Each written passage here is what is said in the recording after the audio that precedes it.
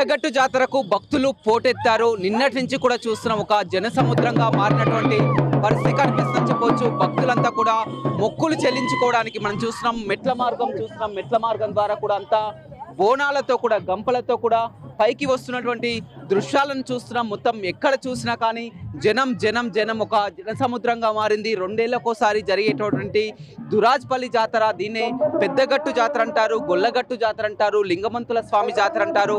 యాదవుల ఆరాధ్య దైవమైనటువంటి ఈ జాతరకు ఇతర రాష్ట్రాల నుంచి కూడా, తెలుగు రాష్ట్రాల నుంచే కాకుండా ఇతర రాష్ట్రాల నుంచి కూడా భక్తులు తరలి వస్తారు. మనం ఏదైతే చూస్తున్నాం అక్కడ ఆ గుట్ట దూరపు భాగంలో కూడా చూస్తున్నాం, ఎక్కడికక్కడ వారంతా టెంట్లు వేసుకొని ట్రాక్టర్లలో ఎద్దుల బండ్లలో కూడా వచ్చి అక్కడే వంట చేసుకొని కూడా ఇక్కడే ఉంటారు. మొత్తం కూడా వారు మొదటగా బోనాన్ని సమర్పించి, యాటను సమర్పించి ఇక్కడే బలిచ్చిన తర్వాత కూడా వారంతా కూడా అక్కడికి వెళ్ళి అక్కడే వంట చేసుకొని కుటుంబ సభ్యులతో కూడా గడుపుతారు. మనం చూడొచ్చు, మొక్కులు చెల్లించుకున్న తర్వాత ఈ విధంగా ఏదైతే ఉందో ఇక్కడికి వచ్చిన వారంతా కూడా 2 గొర్రె పొట్టేళ్ళని కోయడం అనేది ఆనవాయితీ అని చెప్పవచ్చు. ఎవరైనా కానీ ఇక్కడ 2 తెగాల్సిందే అని చెప్పవచ్చు. ఈ విధంగా వెళ్ళి అక్కడ వంట చేసుకుంటారు. గుడి చుట్టూ ప్రాంతం, పరిసర ప్రాంతం మనం చూస్తుంది ఒక భాగమే, కానీ మొత్తం పూర్తిగా 3 భాగాలు 4 భాగాల వైపు కూడా ఏదైతే ఉందో హైదరాబాద్ విజయవాడ జాతీయ రహదారిని ఆనుకొనే దురాజ్పల్లి వద్ద ఈ పెద్దగట్టు ఉంటుంది. మొత్తం పూర్తిగా హైవేనే ట్రాఫిక్ డైవర్షన్ చేసినటువంటి పరిస్థితి కనిపిస్తుంది. నిత్యం వేలాదిగా వాహనాలు వెళ్ళే వాహనాలే ఈ విధంగా ఒక జాతరతో కూడా 3 రోజుల పాటు కూడా పూర్తిగా ట్రాఫిక్ డైవర్ట్ చేసి కూడా నిలిపివేసినటువంటి పరిస్థితి అంటే మనం అర్థం చేసుకోవచ్చు అని చెప్పవచ్చు. ప్రతి 2 ఏళ్లకోసారి ఈ జాతర కొనసాగుతుంది.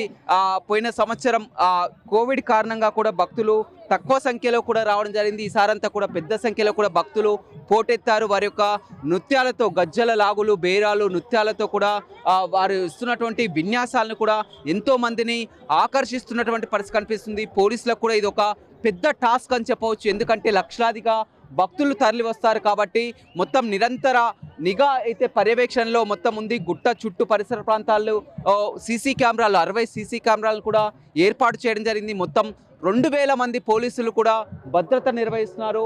ఆ షీ టీమ్స్ని ఏర్పాటు చేయడం జరిగింది, ప్రత్యేక టీంలను కూడా ఏర్పాటు చేయడం జరిగింది. మంత్రి ఉత్తమ్ కుమార్ రెడ్డి కొద్దిసేపటి క్రితమే పెద్దగట్టుకు చేరుకొని లింగమంతుల స్వామిని దర్శించుకోవడం జరిగింది. మొత్తం 5 కోట్ల రూపాయలు కూడా సీఎం రేవంత్ రెడ్డి 5 కోట్ల రూపాయలు కేటాయించడం జరిగింది. వేడిని దృష్టిలో పెట్టుకొని మంచినీటి వసతి కానీ, పైన గుట్టపైన చలువ పందిలు కానీ, అన్ని రకాల ఏ విధమైనటువంటి అసౌకర్యాలు కలగకుండా కూడా అన్ని ఏర్పాట్లు చేశామని మంత్రి ఉత్తమ్ కుమార్ రెడ్డి చేయడం జరిగింది. ఏదేమైనప్పటికీ కూడా ఒక కన్నుల పండుగ, ఒక కోలాహల వాతావరణంలో పెద్దగట్టు పరిసర ప్రాంతాలన్నీ కూడా ఓలింగా అంటూ నామస్మరాలతో మారిమోగుతున్నటువంటి పరిస్థితి అయితే చూస్తున్నామని చెప్పొచ్చు. నిన్న రాత్రి కేసారం గ్రామం నుంచి దేవరపట్టెని ఈ గట్టుపైకి తీసుకొని వచ్చి ఆ జాతర ప్రారంభమైంది. అర్ధరాత్రి నుంచి కూడా జాతర ప్రారంభమైంది. నెల 20వ తారీఖు వరకు కూడా జాతర కొనసాగుతూనే ఉంది. వేలాదిగా భక్తులు అడుగడుగున తరలి వచ్చి కూడా మొక్కులు చెల్లించుకొని కూడా లింగమంతుల స్వామిని దర్శనం చేసుకున్నటువంటి ఆ పరిస్థితి అయితే పెద్దగట్టుపై కనపడుతుంది.